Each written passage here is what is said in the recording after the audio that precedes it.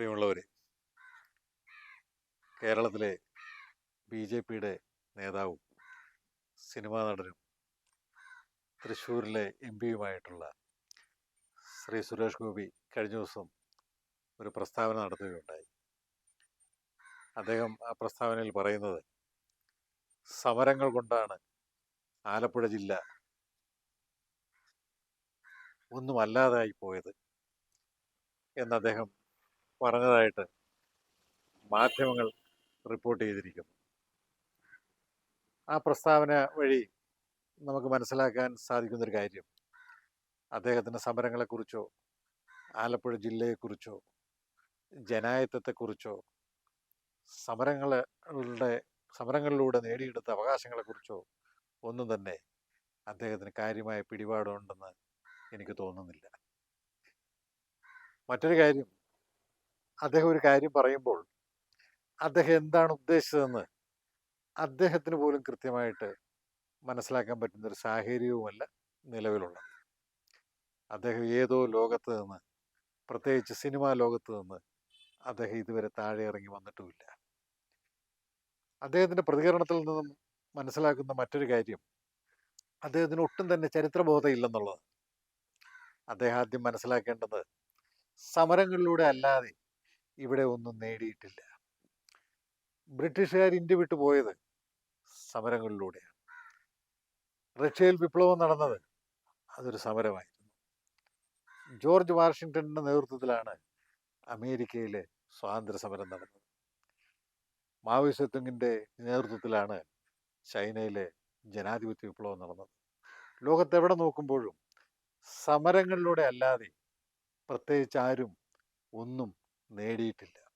സമൂഹത്തിൻ്റെ വളർച്ച സമരങ്ങളിലൂടെ നേടിയെടുത്തതാണ്. മിസ്റ്റർ സുരേഷ് ഗോപി മനസ്സിലാക്കേണ്ടുന്നൊരു കാര്യം, ആലപ്പുഴ ജില്ല എന്ന് പറയുന്നത് പുന്നപ്പറയുടെയും വയലാറിൻ്റെയും നാടാണ്. ആ ജില്ലയിലാണ് മഹത്തായ പുന്നപ്പറ വയലാർ സമരം നടന്നത്. സുരേഷ് ഗോപിക്ക് അറിയോ ഇല്ലെന്ന് എനിക്കറിയില്ല.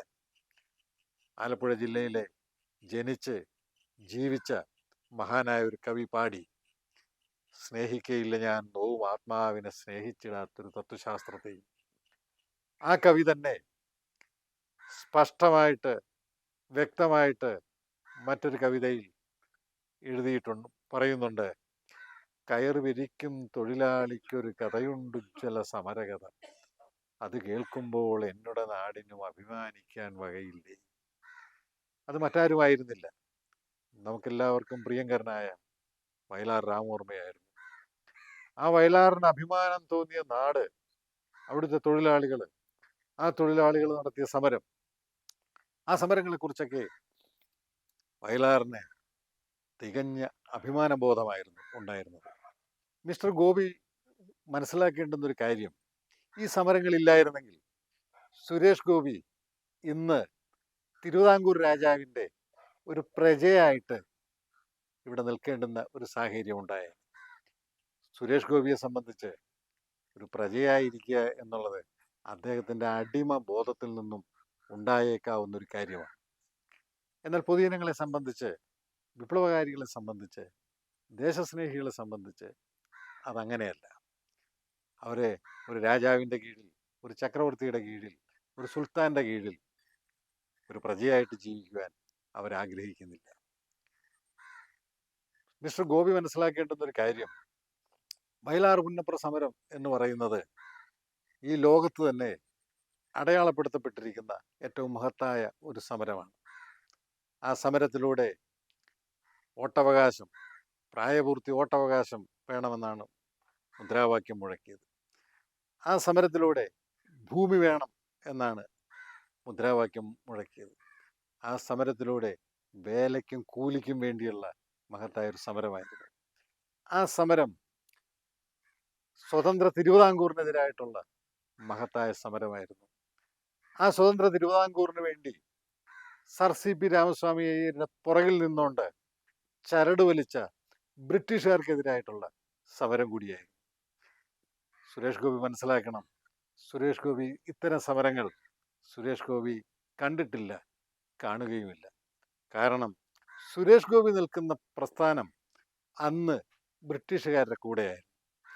1933 ബ്രിട്ടീഷ് രാജ്ഞി ഇന്ത്യ സന്ദർശിച്ചപ്പോൾ ആ രാജ്ഞിക്ക് സെല്യൂട്ട് അടിക്കാൻ പോയ പാരമ്പര്യമാണ് നമ്മുടെ രാജ്യത്തെ RSSനും ഇന്ന് RSSൻ്റെ നേതൃത്വത്തിൽ ഇന്ത്യ മഹാരാജ്യം ഭരിക്കുന്ന സംഘപരിവാറിനും അന്നുണ്ടായിരുന്നത്. ഇന്നും അതിൽ നിന്നൊന്നും അവരെ മോചിതരായിട്ടില്ല. ഈ സമരം ഇല്ലായിരുന്നുവെങ്കിൽ ഒരു കാരണവശാലും തിരുവിതാംകൂർ രാജാവ് ഇന്ത്യൻ യൂണിയനിൽ ചേരില്ലായിരുന്നു. ആ ഇന്ത്യൻ യൂണിയനിൽ ചേർന്നത് കൊണ്ടാണ് ഇന്ന് ഇന്ത്യൻ പൗരനായിട്ട് ഞാനും സുരേഷ് ഗോപിയും എല്ലാം ഇവിടെ പരിലസിക്കുന്നത്. സുരേഷ് ഗോപി പറയുന്നത് പോലെ ഈ സമരങ്ങൾ ഇല്ലായിരുന്നുവെങ്കിൽ മറ്റൊന്നും കൂടി സംഭവിക്കുമായിരുന്നു. എന്താണത്? ഈ സമരങ്ങളിലൂടെ എന്തെല്ലാം സാമൂഹ്യ മാറ്റങ്ങളാണ് കേരളത്തിൽ ഉണ്ടായത്. ഈ സമരം മാത്രമല്ല, കേരളം കണ്ട സമരങ്ങളെല്ലാം അങ്ങനെ തന്നെയായിരുന്നു. കയ്യൂരും കരിവെള്ളൂരും കാവുമ്പാവും മുനയംകുന്നിലുമെല്ലാം ഇത്തരം സമരങ്ങളാണ് നടന്നത്. ജന്മിത്വത്തിനെതിരായ സമരം. ഇന്നത്തെ ആധുനിക കേരളം രൂപപ്പെട്ടു വന്നത് 3 പ്രധാനപ്പെട്ട കാര്യങ്ങളിലൂടെയാണ്. ഒന്ന്, ആദ്യകാല ക്രിസ്തുമത മിഷണറിമാരുടെ വിദ്യാഭ്യാസ പ്രവർത്തനങ്ങൾ. 2, ശ്രീനാരായണ ഗുരുവിൻ്റെയും അയ്യങ്കാളിയുടെയും പണ്ഡിറ്റ് കറുപ്പൻ്റെയും കുമാരനാശാൻ്റെയും പൽപ്പുവിൻ്റെയും വീട്ടി ഭട്ടതിരിപ്പാടിൻ്റെയും എല്ലാം നേതൃത്വത്തിൽ നടന്ന നവോത്ഥാന സമര പ്രഖ്യാപനങ്ങളും സമരങ്ങളും. തുടർന്ന് അതിൻ്റെ എല്ലാം പിൻപറ്റി പിന്നീട് വന്ന കേരളത്തിലെ തൊഴിലാളി വർഗ പ്രസ്ഥാനം, അതിന് നേതൃത്വം കൊടുത്ത കമ്മ്യൂണിസ്റ്റ് പാർട്ടി. ഇതില്ലായിരുന്നെങ്കിൽ ഇന്ന് കേരളം എന്ന് പറയുന്നത് ഒരു സൊമാലിയ പോലെ ആകുമായിരുന്നു. അതില്ലായിരുന്നുവെങ്കിൽ കേരളം എന്ന് പറയുന്നത് ഒരു എത്യോപ്യയായി ഒരുപക്ഷെ മാറിയേനെ. മിസ്റ്റർ സുരേഷ് ഗോപി മനസ്സിലാക്കേണ്ടുന്ന ഒരു കാര്യം, ഇന്ത്യയിൽ എവിടെയാണ് ഭൂപരിഷ്കരണം നടന്നിട്ടുള്ളത്? കേരളം ഒഴികെ മധ്യപ്രദേശിൽ എത്ര കാലമായി BJP ഭരിക്കുന്നു? എത്ര കാലമായി രാജസ്ഥാനിലും ഗുജറാത്തിലും ഉത്തർപ്രദേശിലും ഭരിക്കുന്നു? എന്തുകൊണ്ടാണ് അവിടുത്തെ കർഷക തൊഴിലാളികൾക്ക് ഇന്നും ഭൂമി കൊടുക്കുവാൻ അവിടുത്തെ ഭരണകൂടങ്ങൾക്ക് സാധിക്കാതെ പോയി?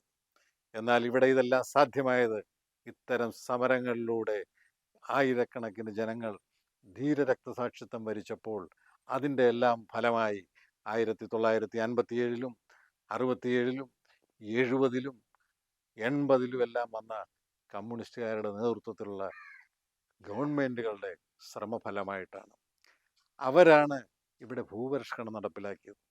10 സെൻറ്റ് കുടികിടപ്പ് കൊടുത്തപ്പോൾ അത് കിട്ടിയവന് ഒരു വീട് വയ്ക്കണമെന്ന് വന്നു, അവന് കുട്ടികളെ പഠിപ്പിക്കണമെന്ന് വന്നു, അവൻ്റെ പറമ്പിലൊരു വാഴ നടണമെന്ന് വന്നു, ഒരു തൈ വെക്കണമെന്ന് വന്നു. അവൻ പതിയെ പതിയെ വളരുകയായിരുന്നു. ഇവിടെ ലക്ഷം വീട് പദ്ധതി കൊണ്ടുവന്നത് കമ്മ്യൂണിസ്റ്റുകാരാണ്. മാവേലി സ്റ്റോറുകൾ കൊണ്ടുവന്നത് കമ്മ്യൂണിസ്റ്റുകാരാണ്. കൃഷിഭവനുകൾ കൊണ്ടുവന്നത് കമ്മ്യൂണിസ്റ്റുകാരാണ്. മിനി ഇൻഡസ്ട്രിയൽ എസ്റ്റേറ്റുകൾ കൊണ്ടുവന്നത് കമ്മ്യൂണിസ്റ്റുകാരാണ്.